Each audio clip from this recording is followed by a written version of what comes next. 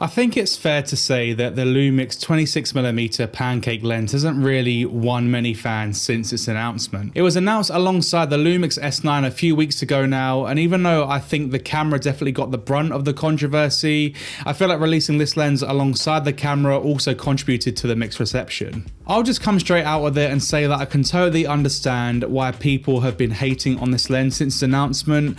I mean, it's a 26mm fixed f8 lens that only has manual focus. There's no filter threads on the front, which means you can't attach any NDs, polarizers, or any sort of filtration to the front of this lens. And it's a completely plastic construction, including the lens mount itself. So there's a lot of things to sort of dislike about this lens on paper, but I actually think it's one of those lenses that you need to try for yourself to really understand why it's been made in the first place. And despite all of this, I have pushed myself to use a 26mm f8 pancake lens on my S9, both throughout Japan and also since I've got back.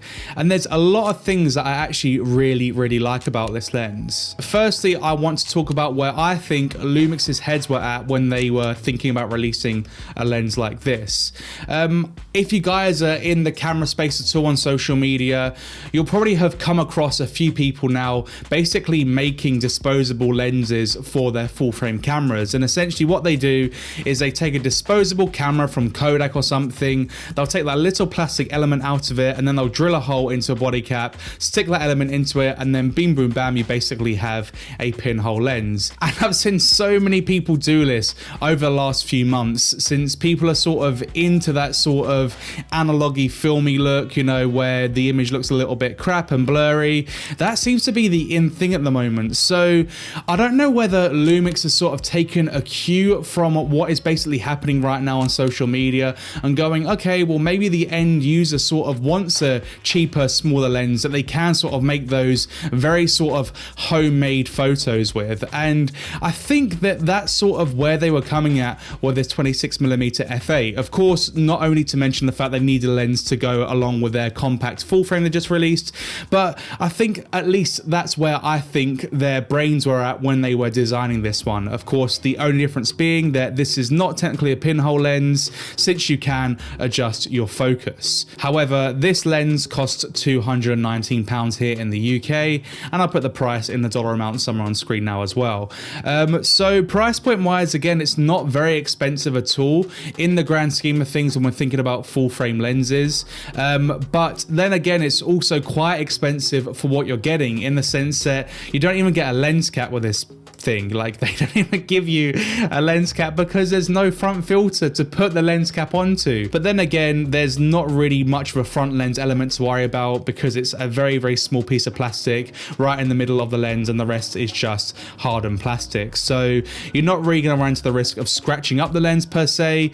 But yeah, you know, you're getting a very basic lens for £219. And if I'm being completely honest with you guys, when I first put the 26mm f8 on the S9, I really wasn't sure whether I was going to be using it at all when I was in Japan. But then there was a few occasions where I wanted to take the S9 out with me and I just couldn't be bothered to bring a bigger lens. So I just slapped this little pancake lens on the front and I went out and had a good time. And it was in that moment when I realized how much I was going to enjoy this lens, because like I said earlier, it does give you that almost film-like way of shooting, because you have to manual focus, you have to be a lot more slow and methodical with the way that you're shooting, which then essentially means that you're paying more attention to what it is that you are shooting in the first place, as opposed to just spraying and praying like we normally do with our digital cameras. And I found that really fun, to be honest.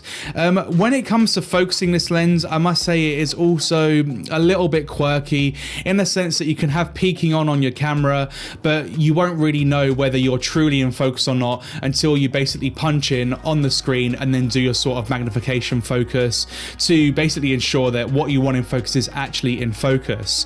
I've got a bit of a gripe with the focus peaking on all Lumix cameras, if I'm being honest.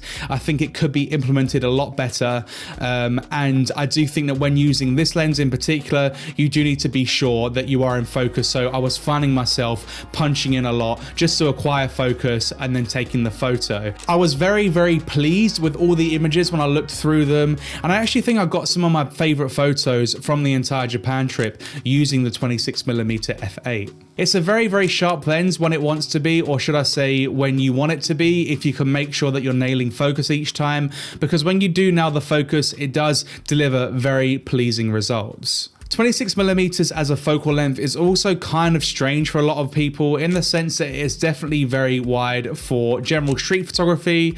Again, I think the whole thought process behind this was, you know, let's rival a Leica Q3 style camera, you know, since they have a 28mm fixed lens and this one is 26mm, so it's only 2mm wider than what you get with a Leica Q series camera. But of course, the difference being that those lenses are autofocus, they got stop down to f1.7, and this one is manual and only f8. Potato, potato. I will say though, one thing that really got on my nerves about the 26mm f8 upon its initial announcement was not the lens itself, but the fact that everyone was disregarding it before they'd even tried it. And I feel like everyone seems to be doing this at the moment in the camera space. They'll just read the spec sheet, they won't use it, and then they'll just have a pre-made judgment as to whether it's a good product or not. And maybe I was kind of guilty of this when I first heard about this lens. I was thinking it's not going to be something for me. And I must say that when I started to use the 26mm f8, I very, very quickly ate my words and realized how much fun it was to use. In fact, I would probably say that I had the most fun taking photos in Japan with this lens compared to any other lens that I brought with me, despite the fact that it's manual focus, despite the fact that it's a weird focal length, and despite the fact that it's only f8. It was just really fun to play with, since it's a very, very short focus through, you know, sort of punching in, acquiring focus, taking the photo. It just made the whole experience feel a lot more sort of interactive as opposed to just sort of chimping out and letting my camera do everything for me. So if you are the sort of person that can see yourself enjoying this style of shooting, then I can definitely see you enjoying the 26mm pancake lens. When it comes to shooting video with a 26mm f8, I'm just going to go ahead and say that it's practically impossible. Since you can't slap an ND on the front of it, it means that you'll struggle pretty much all the time when you're shooting outdoors to actually gain or get proper exposure. Another massive downside is the fact that when you sort of move to focus, you can see focus breathing quite a lot. So this lens definitely isn't a good one for video shooting, and I sort of reserve it primarily for shooting photos. That's not to say that you can't use this lens for a few video clips here and there, but of course, when you're doing that, you're going to have to either crank down the shutter or the shutter angle, depending on what you've got it set to, and just basically make your settings all botched up to try and get decent exposure. So it's not going to be the most ideal lens to shoot with. I will definitely still be using the 26mm pancake lens for still shooting every now and then, despite the fact that I do pretty much have most of the L mount lenses you can think of available to me in my office, but I just find this lens really endearing and fun to use. So for like days out with your family or your friends, when you just want to get a few nostalgic snaps, then this will be a very fun lens to bring along with you. Or better more, you can just pack it with you anyway, because it weighs literally the same weight as a battery, or maybe even less than that, to be honest. So it's definitely very small, so it means that you can just pack it with you no matter what you're doing and know that you've got a nice wide if you did need it, for example.